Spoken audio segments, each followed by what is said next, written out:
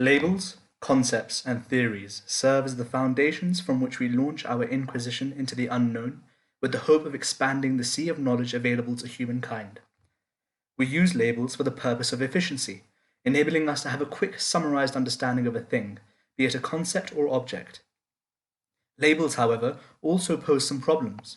We often attach attributes and associations to labels which may not be true, which means our use of the label can lead to us making incorrect conclusions and being unjustly biased against some things and dangerously in favor of others. This reminded me of a Sufi story told to my siblings and I by my father about a man called Mullah Nasruddin. In the context of the narrative, he is simultaneously the village idiot and the village wise man. The story is as follows. One day, people saw Mullah Nasruddin out in the street, searching frantically for something. The inquisitive nature of man was at work. "What are you searching for, Mullah?" they inquired. "I've lost my key," replied Mullah. The helping nature of mankind was now at work, so everyone joined him, trying to help him. After some search, someone had the urge to ask the place where exactly the key was lost, so that a more condensed search could be made. So, the inquiry was made for the same to Nasruddin. "I lost the key in the house," replied Mullah matter-of-factly. "Then why are you searching for it in the street?" was the obvious question asked to him. "Because there is more light here," replied the Mullah. With this understanding of the problems of preconceptions in mind, my father and I discussed the implications of my recent dissertation which applied Marxist theory to Bitcoin. Upon completing the dissertation and wanting to discuss it with members in the Bitcoin community, it became immediately obvious that Marxism was a theory misunderstood, with Bitcoin activists accusing me of trying to present Bitcoin as totalitarian, based on their association of Marxism with the Soviet Union and China. The focus of my discussion with my father was therefore how to respond to this.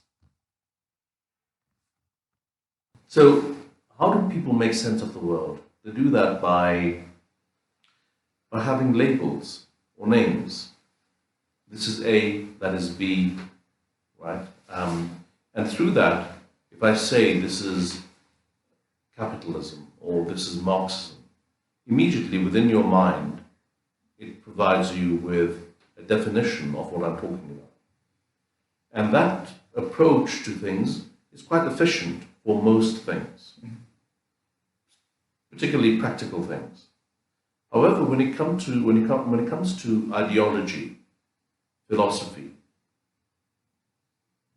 ontology, epistemology, the things that are abstract and often difficult to put into words because of their complexity,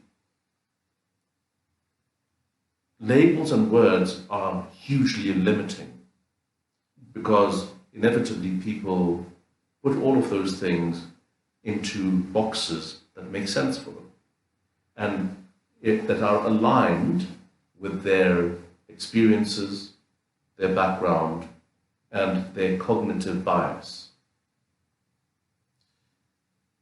And in particular, what I want to talk about is the labels given to things like Marxism, capitalism, socialism, communism, because these things are bandied around by everyone all the time. I'm not saying that I have the best definition for any one of those, but I think as curious people who want to understand the way the world works better, it is often useful to understand the limitations of those words. Because the little that I know of Marxism makes a lot of sense to me, but I find that Marxism has been rejected wholesale by vast swathes of Western society, partly because of the way people interpret what it is based on the regimes that have actually used that term to promote their authoritarianism. Yeah.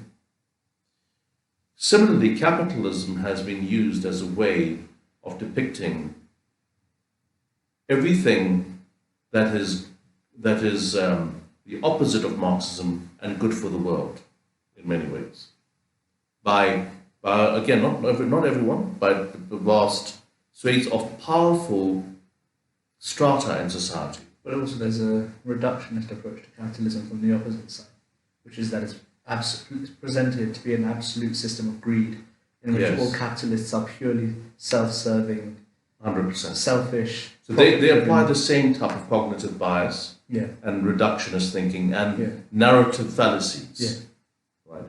So the problem is not confined to Marxists or capitalists. It's actually a universal problem. And it's not just Marxism and capitalism that are the victims of that as Yeah. concepts. Yeah. Everything is. yeah, Because people want to reduce everything and simplify it so they can make sense of it within their own cognitive bias.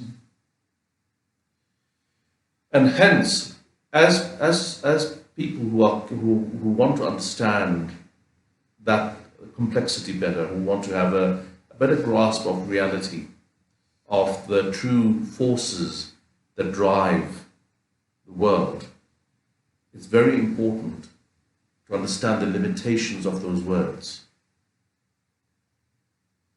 yeah. But the And thing is, those labels. those words give you a starting point.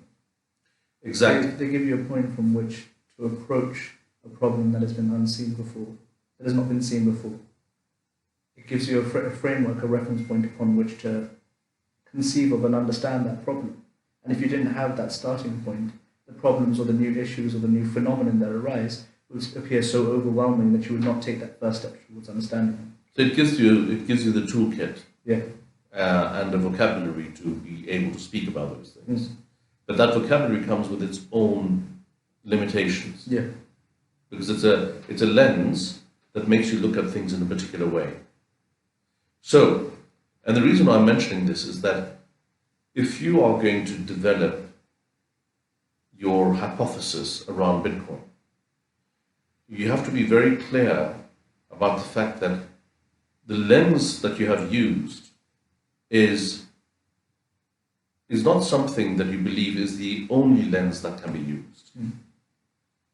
But it is a useful lens to use so that you can see Bitcoin in a different way to the way everybody else is seeing it. Well, this is where I disagree. So I don't think Marxism gives you a lens. I think it gives you a state of mind. Because a lens suggests that you come with preconceptions and you apply those preconceptions to the thing you're analyzing. That's exactly the opposite of what he says. He just says, look at it as it is right now. Remove the labels, remove the ideology, remove the bias. What is its physical, tangible experience like right now? And from that, you can truly understand it and you can understand where it's going. So I don't think it's a lens. I think it's rewiring your mind to detach from the ideology and from the lenses and from the labels and to look at it in its material existence. I don't know. I didn't know he said that, but if that's what he's saying, I think it's the right thing to say. Because that's exactly, so he's completely against ideology. So he says he sees ideology as an inverter of reality. But then his writing is ideological because he has a particular view of capitalism. No, this is the thing. So this is what he believes. He says he doesn't have a particular view of capitalism. He simply looks at it as how it manifests at that moment in time. So do you think his own interpretation and perception of it is independent of his own cognitive bias, which he himself may be unconscious of? Well, most likely not, but I think it still gives you the ability to take it one step further. So I think that's fine. So what I'm saying is that, and I'm trying to relate it to the way you can communicate your work without being labeled. Yeah. Because the moment you say Marx, looking at Bitcoin through a Marxist perspective, Yeah. or Marxist manifesto, or whatever the title of your work is,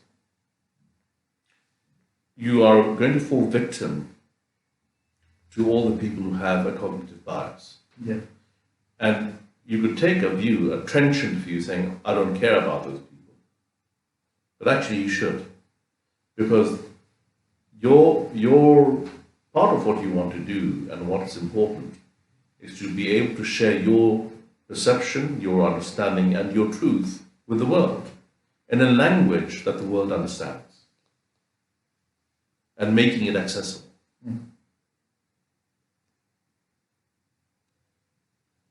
But so that would sort of feel like I have to water my thing down. You may have to water it down for certain audiences. Because it's about That's the thing, anything disruptive, anything that contributes to change is disruptive. Yes. It disrupts the status quo, disrupts the existing paradigms. If you were to take that thing as disruptive and water it down into something which is palatable, it would never cause change. So it can disrupt by upsetting the apple cart, or it can disrupt by changing people's minds without them actually even realizing it.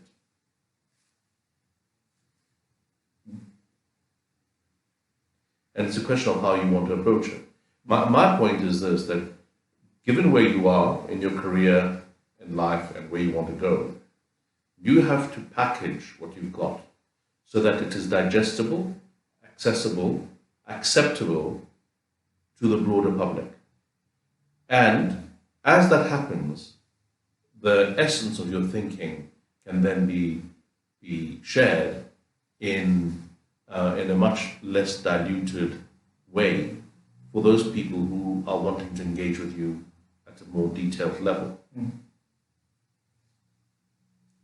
But you need to make your thinking accessible so that, one, you have other people challenging you on this, which is important. Two, you mature your own thinking around this. Three, you understand the importance of being understood.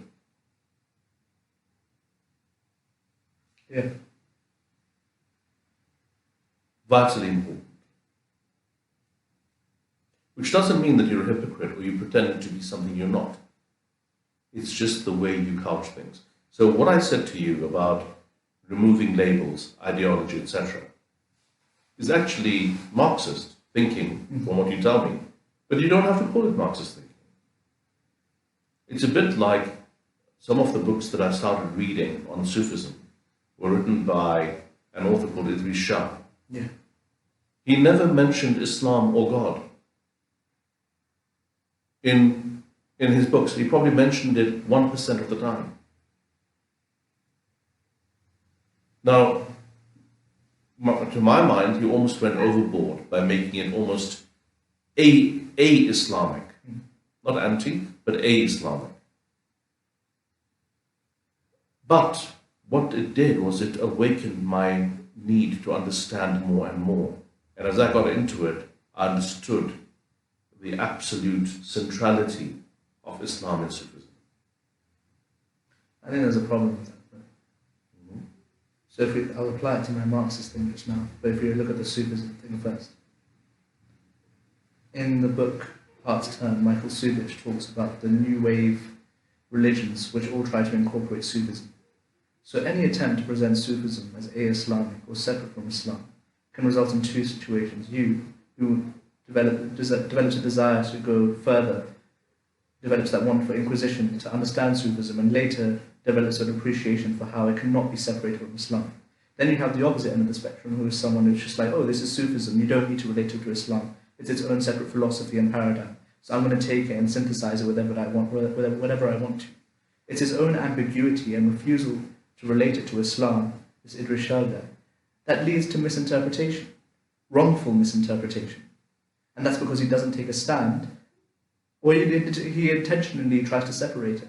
But the reality is, if I apply that to my Marxist thing, it can go in two directions. It can be correctly interpreted, which is the way I want it to, which is that Marx's materialist approach allows us to understand Bitcoin better. Or it could be misinterpreted and lead to novel, or result in that approach being synthesized with other things, which lead to incorrect outcomes and incorrect conclusions. So is it not better for me to definitively state that this is what my approach is? It is not so. This is Marxism, this is Bitcoin, they directly relate to one another. Yeah, except that I don't think Marx has all the answers. I'm not saying he does, but I don't want it to be. But Yeah. therefore he's not the final. He's not the final point. For me, Marx is a milestone. He's not the destination. Mm. And if you think he's the destination, then you're wrong. I'm not saying that he's the No, destination. no, no. What I I'm just saying don't is want that he it to doesn't be- have the definitive. You know, for me, he's simply a construct. He provides a construct for us to look at it in a very different way, in an antithetical way to the way it's looked at now. Yeah. I'm using the Sufi thing as an example. Your point is right, that a lot of people have tried to take Sufism and shape it into their own desire of what it should be. Yeah. That's not new. It has been the case from time immemorial. Yeah. But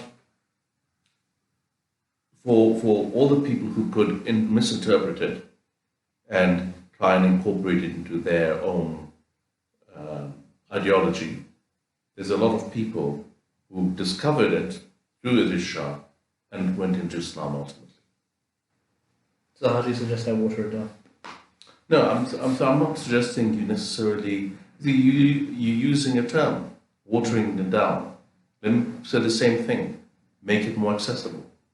It's a completely different way of looking at it. Because for me, whether it's Marx or Barks, I don't care. Because I'm not an ideologist. Yeah, but I'm not saying it's No, not no, a no, matter no. of ideology. It's a matter of saying that there was a wealth of knowledge and insight that is associated with this guy that has been disregarded for the past 20 years because of a failed experiment where they completely misimplemented his theory. Mm. So I'm just saying this is simply a reminder, saying that I'm not ideologically backing him. I'm just saying that there is some insight there. And the fact that you can apply it to Bitcoin shows that there is some insight there. And maybe we should reconsider what he says or look again at what he says. I think that's a good point. I think that's an absolutely good point.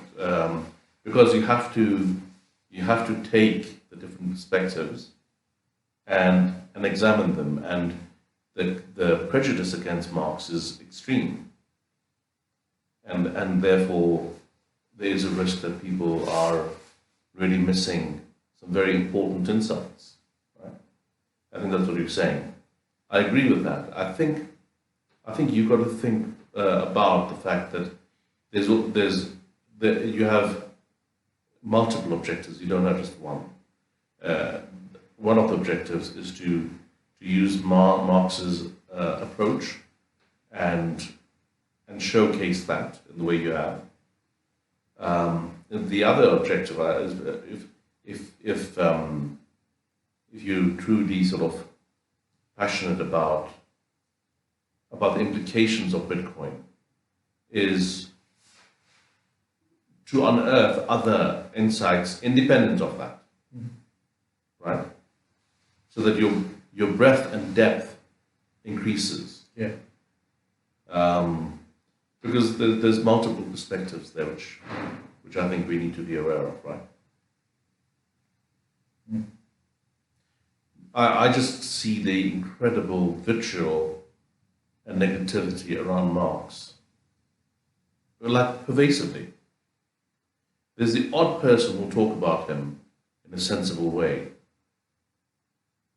I guess also it's a function that those who talk positively about Marx are not given the platforms.